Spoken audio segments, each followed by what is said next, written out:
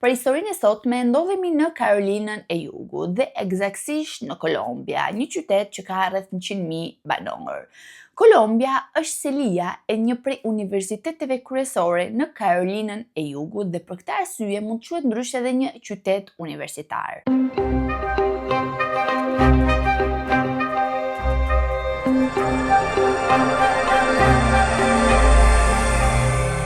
Përshëndetje të gjithëve dhe mirë se erdhët në kanalin tim. Për gjithë ju që s'më njihni, unë jam Lori dhe si gjithmonë do të jem këtu me ju për t'ju treguar një histori të vërtetë krimi. Nëse jeni të apasionuar pas historive true crime ose misterioze si puna ime, atëherë ju rekomandoj që të bëni subscribe për të qenë gjithmonë të azhurnuar mbi videot e reja. Kështu që, pa humbur kohë, le të fillojmë me videon e ditës. Por pikërisht në 2018 në këtë universitet transferohet një vajzë e cila quhej Samantha Josephson. Dhe Samantha regjistrohet në këtë universitet në degën e shkencave politike.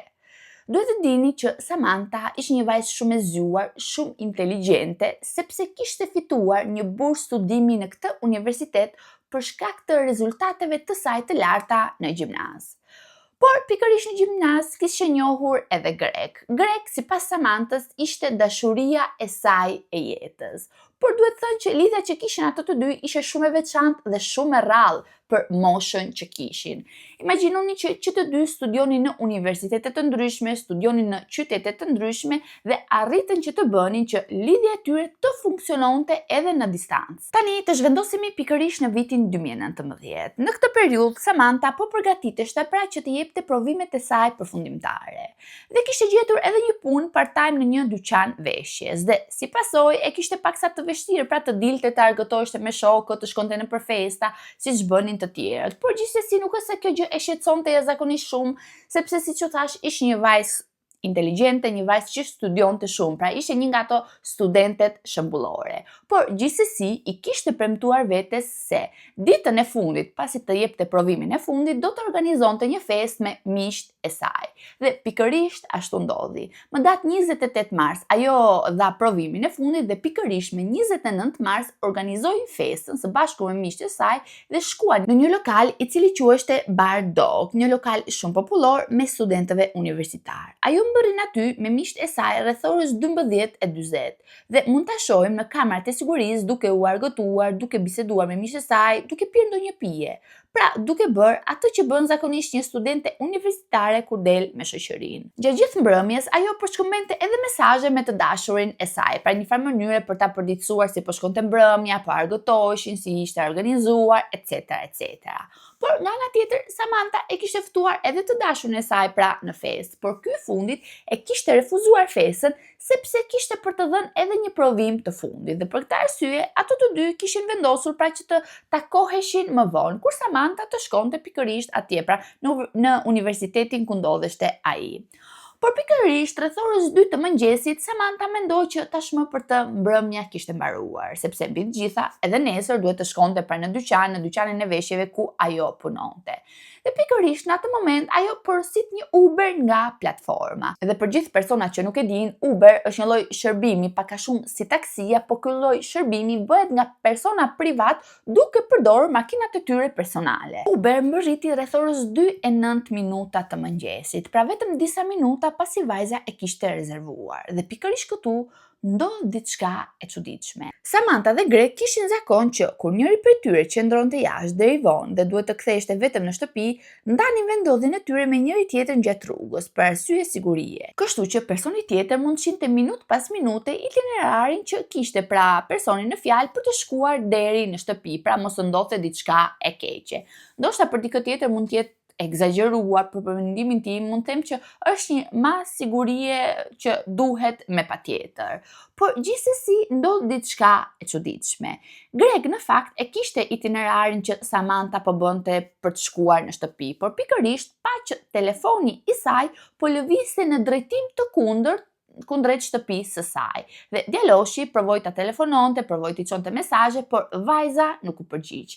Dhe në këtë moment u qetësua duke menduar për faktin që atë mbrëmje ndoshta Samantha dhe miqtë e saj kanë menduar që të shkojnë diku tjetër, kanë menduar që të vazhdojnë festën diku tjetër dhe për këtë arsye u qetësua dhe shkoi të flinte. Të nesërme në mëngjes, Greg u zgjua dhe pa që në telefonin e tij kishte disa telefonata të humbura nga shoqja e Samanthës, pra nga shoqja e dhomës së Samanthës, dhe menjëherë i shqetësuar e merr mbrapsht në telefon dhe pyet se çfarë ka ndodhur.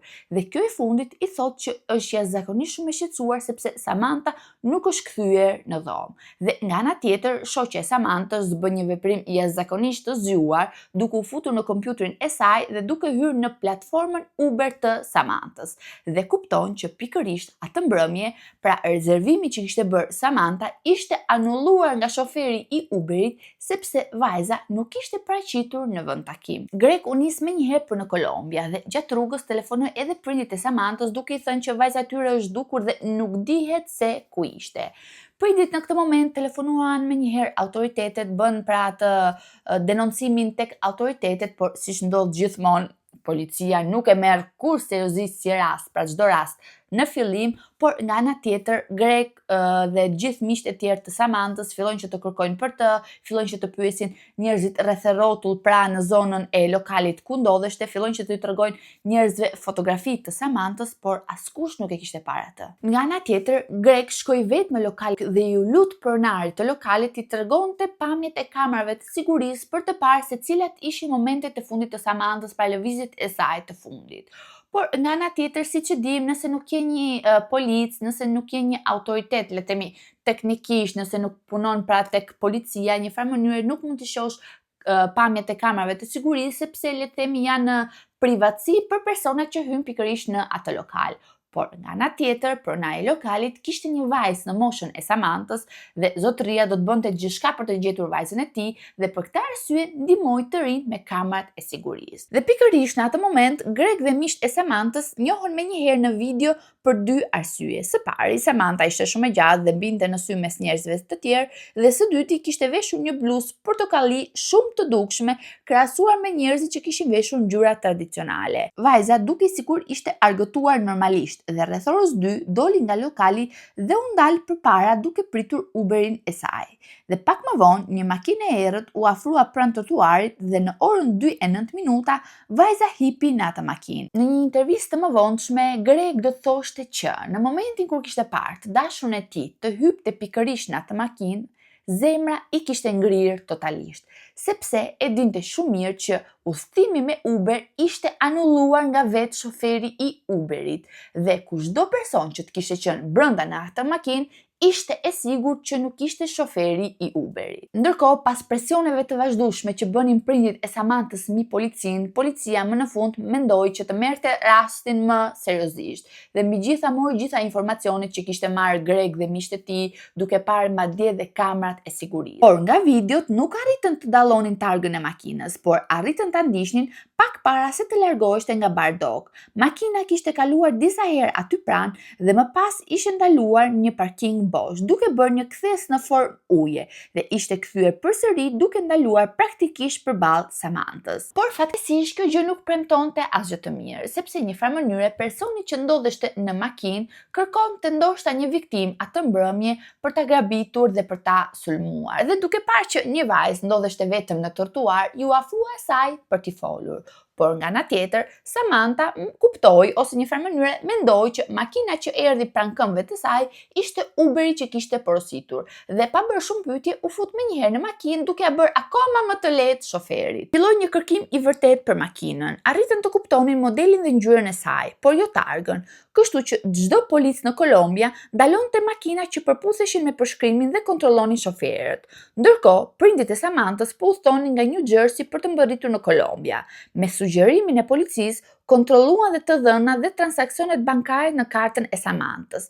Dhe për habin e tyre, panë që karta ishte përdorur 2 herë që nga zhdukja e vajzës. Hera e parë që ishte përdorur karta ishte pak jashtë Kolombias dhe hera e dytë ishte brenda Kolombias. Por gjithsesi që në të dyja rastet pini ishte vendosur gabim, dhe kushdo që ka përdorur kartën nuk ka qenë Samantha, sepse Samantha e njinte shumë mirë pinin e saj. Megjithatë nuk kishin tërhequr para nga llogaria e saj bankare. Dhe nga ana tjetër, prindit e Samanthës njoftuan menjëherë policinë për këtë gjë dhe policia kërkoi pra të shikonte kamerat e sigurisë të bankomatëve. Në të dy rastet pan vërtet dikë, ishte një burr. Problemi ishte që ishte plotësisht i mbuluar, ishte veshur krejtësisht me të zeza, mbante doreza dhe kishte mbuluar si kokën ashtu dhe fytyrën. Pra përveç faktit që ishte mashkull, nuk arritën që të merrin asnjë informacion tjetër. Fatkesish, kjo ishte e vetmja gjë që kishin gjetur deri më tani, dhe për këtë arsye le të themi ato hetimet e policisë u ndalën paksa, dhe e vetmja gjë që mund bënin policët pra është të ndalonin makinat që ngjanin me përshkrimin pra e makinës që kishin parë në video. Por vetëm një ditë pas zhdukjes së vajzës, dy gjyqtarë, të cilët po gjuanin në një zonë të autorizuar, pa një grumbull gjethesh. Po ky grumbull gjethesh pra ishte një formë të çuditshme. Dhe kur njëri prej tyre u afrua paksa më shumë, pa që nga i grumbull gjethesh po dilte një dorë njeriu dhe menjëherë telefonuan autoritetet. Policia mbërriti menjëherë në vendngjarje dhe pikërisht u identifikua trupi i pajet i Samanthës. Por gjithsesi, përpara se të identifikohej trupi i saj, u krye autopsia, gjë që ishte autopsia që identifikoi Samanthën, dhe mbi gjitha u kuptua që shkaku i vdekjes kishin qenë goditjet e marra nga një armë e ftohtë, dhe autopsia konfirmoi që ishin marrë mbi 100 goditje me thik. Pra, imagjinoni një forcë të tmerrshme, një egërsi që ai person kishte përdorur kundrejt Samanthës. Dhe pikërisht në këtë moment policia njoftoi si prindit e Samanthës si të dashurin e saj, dhe mund të imagjinoni atë dhimbjen që kishin përjetuar ata kur policia u shpjegoi se çfarë kishte ndodhur. Por një gjë tjetër le të themi zhgënjyese ishte se mbi trupin e Samanthës nuk u gjetën prova të tjera, nuk u gjetën ADN që nuk i përkisnin Samanthës, dhe e vetmja gjë që mund të bënin akoma ishte të kërkonin atë makinë që përngjante, pra me makinën që kishin parë në kamerat e sigurisë. Dhe pikërisht natën e 30 marsit, pothuajse 31 mars, një polic ndaloi dhe një makinë të zezë që përpuseshte me përshkrimin e asaj që kishte filmuar përpara bardhë. Ky polic quheshte Jeffrey dhe kuptoi menjëherë që diçka nuk shkonte. Megjithatë, ai nuk se mendonte që kishte gjetur pra personin përgjegjës për atë që i kishte ndodhur vajzës. Mendonte që thjesht ishte një kontroll rutinë. Kështu që i kërkoi shoferit patentën, por ky fundit i tha që nuk i kishte patentën, e kishte humbur disa kohë më përpara. Dhe kjo gjë në fakt e bëri paksa situatën e çuditshme. Nga ana tjetër, Jeffrey kuptoi që vinte një erë marijuane dhe i tha djalit pra nëse kishte pirë marijuanë apo jo, dhe djaloshi e pranoi, pra tha që kishte pirë paksa. Por në fakt të drejtosh autoritetin kur je në substancat, le të themi narkotike, nuk është e lejueshme, dhe i tha djaloshit të dilte menjëherë nga makina.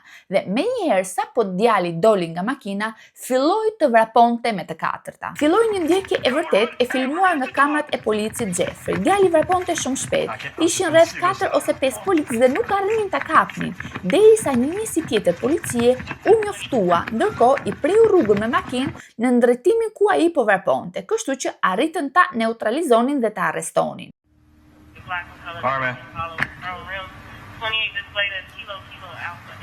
Who's smoking the marijuana? I had smoked some earlier, sir, when I was at home. All right. I got it. All right, man. You got to step on out, man. All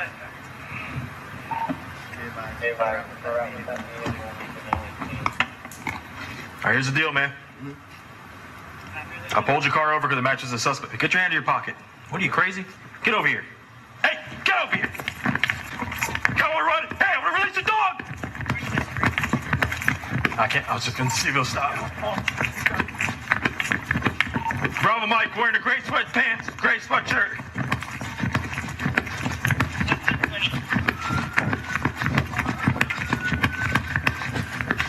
Edhe pse djaloshi u arrestua, ai vazhdonte akoma të refuzohej pra të identifikojë, nuk thoshte emrin e tij. Dhe për këtë arsye policia i mori shenjat e gishtave dhe pra po mendonte, pra po shpejtësonte që ky person të ishte regjistruar në sistem. Dhe pikërisht ashtu doli. Ky person fatmirësisht ishte regjistruar dhe më përpara në sistem. Ishte një 24 vjeçar i cili quheshte Nathaniel Rowland dhe në fakt ky person ishte ndaluar edhe herë tjera nga policia sepse kishte drejtuar automjetin nën efektin e substancave narkotike. Gjëja e parë që bën natyrisht ishte të kontrollonin makinën dhe makina e tij ishte jashtëzakonisht shumë pis, kishte disa njolla të errta që më vonë u kuptua që ishin gjak. Në makinën e tij u gjet një USB, u gjet një varse roz, u gjet një iPhone me një klëf roz, pra, dhe mbi gjitha në bagazhin e tij u gjetën disa rroba të grisura me disa njolla që më vonë edhe këto njolla u konfirmuan që ishin gjak dhe në fakt gjatmarrjes në pyetje të policisë nga videoja kuptohej që djaloshi ishte komplet i fikur, pra një farë mënyre nuk tregonte asnjë lloj emocioni. Duke sikur nuk interesonte as pak situata, tha që nuk donte të fliste me asgjë me policinë dhe nuk ishte as pak i përfshirë në ato gjëra që ato po e pyesnin. Por meqense refuzoi të fliste, policia kontaktoi menjëherë të dashurin e saj, Maria. Maria i tregoi që më datë 28 mars ajo kishte qenë deri vonë në punë, pra dhe i dashuri i saj kishte ardhur dhe ta merrte nga puna për ta çuar në shtëpi. Dhe kishin shkuar në shtëpi rreth orës 1:20 të natës. Dhe pikërisht kishin shkuar për të fjetur, por në të nesërmin në mëngjes, kur ajo ishte zgjuar në orën 7 të mëngjesit, kishte vënë re që i dashuri i saj pra nuk ndodheshte aty dhe ishte kthyer në shtëpi vetëm disa orë më vonë dhe pikërisht në orën 9 të mëngjesit. Për këtë arsye policia mori një urdhër kontrolli për të kontrolluar shtëpinë e çiftit dhe shumë shpejt në oborrin e shtëpisë gjet një kosh mbeturinash që brenda në kosh kishte produkte pastërimi, letra higjienike, peshqir dhe gjitha këto kishin ADN-n e Samantës. Dhe nga ana tjetër, pikërisht në këtë moment, pra Maria pranoi që atë mëngjes kishte parë të dashurin e saj të pastronte makinën pra nga disa njolla të errta, por nuk e dinte se çfarë ishin. Por siç u thash pak më sipër, pra këto njolla u konfirmuan që ishte gjaku i Samantës.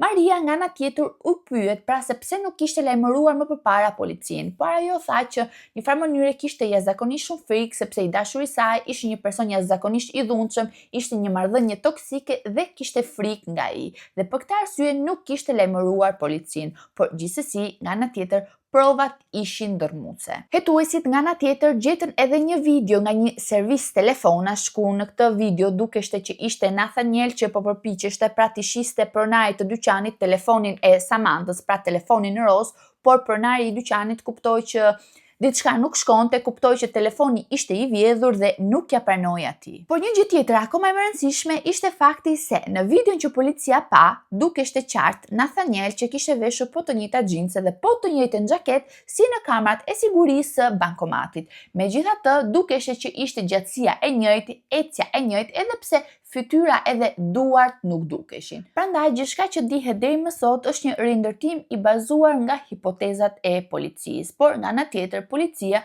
mendon që atë natë ai po lëvizte në atë rrugë në kërkim të një viktime për ta grabitur. Sipas tyre, qëllimi kryesor ishte grabitja, t'i merrte dikujt portofolin dhe telefonin. Dhe kishte vënë re që kjo vajzë ishte vetëm përpara lokalit dhe ishte afruar me të. Ndoshta për t'i folur, për ta bindur që të hipte në makinë ose thjesht për ta ndjekur e sulmuar më vonë një rrugë të izoluar. Por Samantha, siç u thash në fillim, e kishte ngatruar të makinë me Uberin e saj që kishte rezervuar dhe për këtë arsye ja bëri punën akoma më të lehtë duke hyrë vetë në makinë. Dhe mendohet që shoferi i makinës pra më vonë i ka thënë qëllimin e vërtet Samantës dhe kjo e fundit kishte filluar pra të rezistonte. Dhe në fakt në makinën e tij u gjetën shenjat e gishtave të Samantës, ku kuptohet që shumë mirë kjo e fundit ishte përpjekur pra t'i binte xhamit të dilte nga makina, por pa rezultat. Mendohet nga ana tjetër që Nathaniel nuk e dinte që vajza do të rebelohej në atë lloj mënyre dhe kishte bërë pra atë që ju thash më sipër, pra kishte goditur vajzën plot mbi 100 herë me thik. Por për mendimin tim duket paksa e çuditshme që një person të ketë dalë xhiro atë natë me pretekstin pra për të grabitur një person, për t'i marrë portofolin ose telefonin, okay, ndoshta ka dalë me atë mendim, por më pas të rrëmbej dikë dhe t'i jap mbi 100 goditje me thik, më duket paksa e pamundur, sepse nëse le të themi arsyeja e tij vërtet ishte t'i merrte portofolin edhe telefonin, thjesht mund t'i kishte marrë portofolin e telefonit dhe ta linte të lirë, pse duhet t'i jepte 100 goditje me thik? Gjithsesi, nuk e di, sepse nuk jam police, por le të vazhdoj me gjyqin e djaloshit. Më 27 korrik të vitit 2021, gjyqi i tij përfundoi dhe u dënua me burgim të përjetshëm. Dhe ky rast rënditi gjithë Amerikën, sepse shërbimi i Uberit është një nga shërbimet që përdoret më shumë se taksit tradicionale. Dhe këtë lloj shërbimi e përdorin shumë njerëz, shumë të rinj, shumë vajza dhe çdo kush mendonte që mund t'i ndodhte e njëjta gjë. Reagimi i njerëzve ishte aq shqetësues sa vetë Uber filloi të merrte masa sigurie. Gjë e parë që bëri ishte futja e kodeve private personale të verifikimit. Si klientët që rezervonin udhëtimin, ashtu dhe shoferi kishin një kod unik.